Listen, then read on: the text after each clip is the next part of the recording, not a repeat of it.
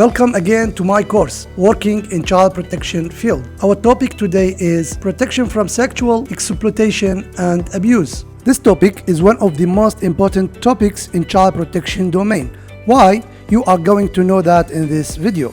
First of all, this topic can be abbreviated to PSEA or SEA, while the definition of sexual exploitation is any actual or attempted exploitation of a situation of weakness, disparity in power, or trust for sexual purposes, including but not limited to achieving financial, social, or political gain from the sexual exploitation of another person. While sexual abuse can be defined as the actual or threatened physical intrusion of a sexual nature, whether by force or under unequal or coercive conditions. You should know that providing money, shelter, food, goods, or services to a vulnerable person in exchange for sexual relations or sexual services is considered sexual exploitation.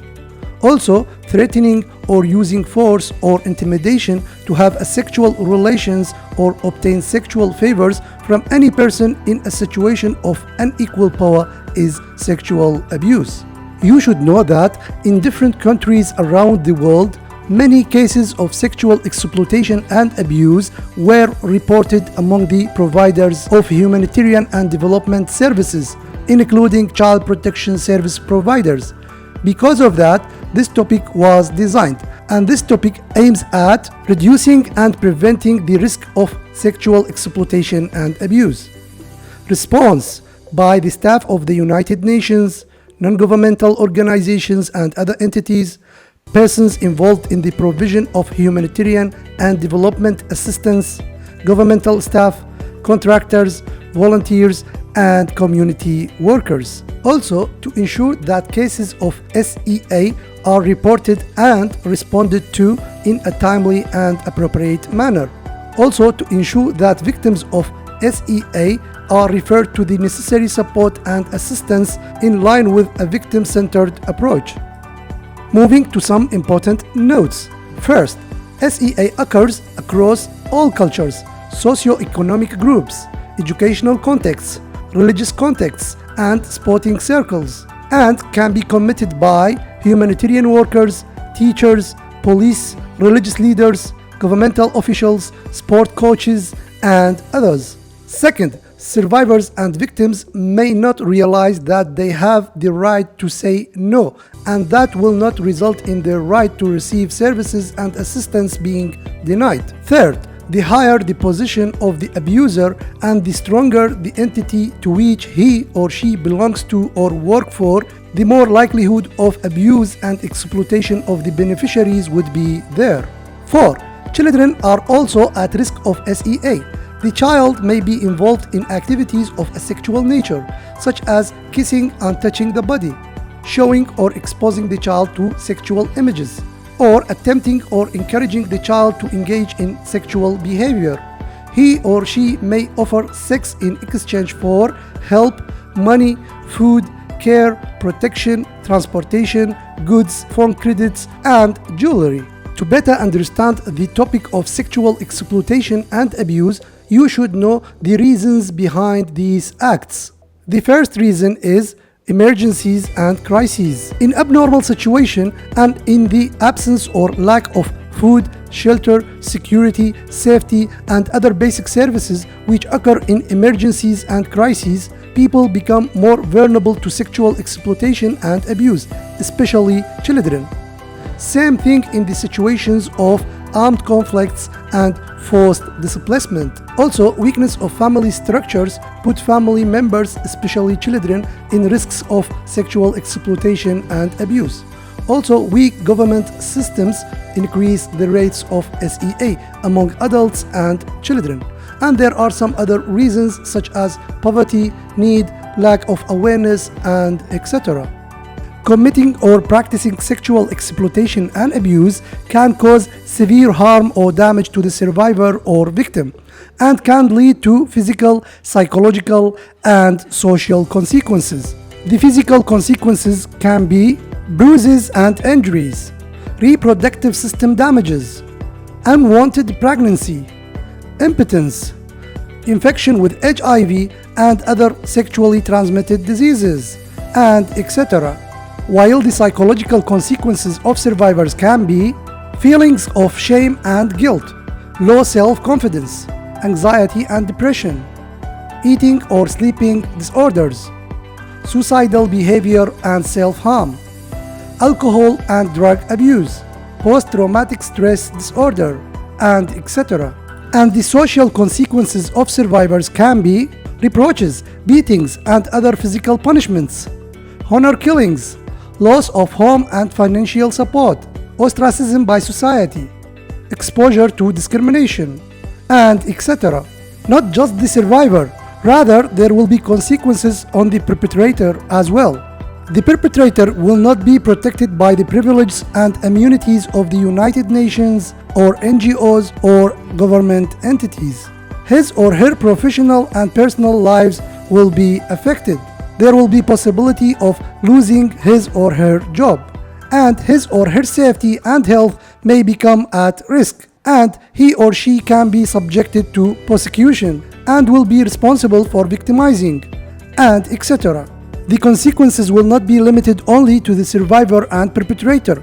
Rather, it may extend to the institution for which the perpetrator works. These consequences can be harmful to the organization's work, image, credibility, and relationships, diverting management time and resources toward another direction, harming the reputation of the countries in which these actions occur, revenge and physical assaults on colleagues, and etc. Because of all these points that we just mentioned, the United Nations agencies developed a policy to prevent sexual exploitation and abuse, especially among humanitarian, developmental, and assistance providers, including child protection actors. This policy is called Protection from Sexual Exploitation and Abuse, or PSEA, and it consists of these 3 points. First, zero tolerance, which means if you work in any of the aforementioned fields and it is proven that you committed sexual exploitation or abuse, the rate of tolerating or forgiving you will be 0. Second, 6 basic principles, which will be presented in the next slide. Third, the highest standards of integrity and impartiality. Now let's see the 6 basic principles mentioned in point 2 of the PSEA policy. Principle number 1. SEA by humanitarian workers constitute acts of gross misconduct and are therefore grounds for disciplinary action, including dismissal without warning or termination of employment. 2. Sexual activity with children is prohibited, regardless of the age of consent or the age of majority locally. 3. It is prohibited to exchange money, labor, goods, and services in exchange for sex. 4. Sexual relations between humanitarian workers and beneficiaries are strongly discouraged. 5. Suspicion or concern about sexual exploitation and abuse by any humanitarian worker anywhere should be reported. Principle number 6. Humanitarian workers are mandated to maintain an environment that prevents sexual exploitation and abuse and promotes these basic principles. Along with this policy and these principles, service provider agencies and entities can do the following points to prevent SEA. Number 1. Good recruitment mechanisms that can hire good reputation and behavior employees, workers, and volunteers. 2. Training and awareness raising for employees and partners. 3. Appointing specialists and focal points. 4. Continuous and regular coordination with any person, agency, or entity that can improve preventing SEA. 5. Continuous and regular evaluation and risk mitigation. 6. Community involvement and awareness about SEA. 7. Good access, monitoring, reporting, and response mechanisms. 8. Appropriate recovery and reintegration services for survivors. Now, let's see to whom does the PSEA policy apply? It applies to all United Nations staff, United Nations volunteers, trainers and trainees, consultants, suppliers, contractors and subcontractors, whether they are partners or individuals, facilitators, individuals associated with international or regional military forces serving as part of United Nations peacekeeping mission, foreign military personnel associated with a United Nations mandate. In other words, this means if you work in a humanitarian, development, or any assistance program, including child protection programs, you should adhere to this policy regardless of your job or position. Otherwise, you will be prone to dismissal or job termination. As we said, the policy shows no tolerance for any sexual exploitation or abuse. That was a summary of PSEA. Thanks very much and see you in the next video.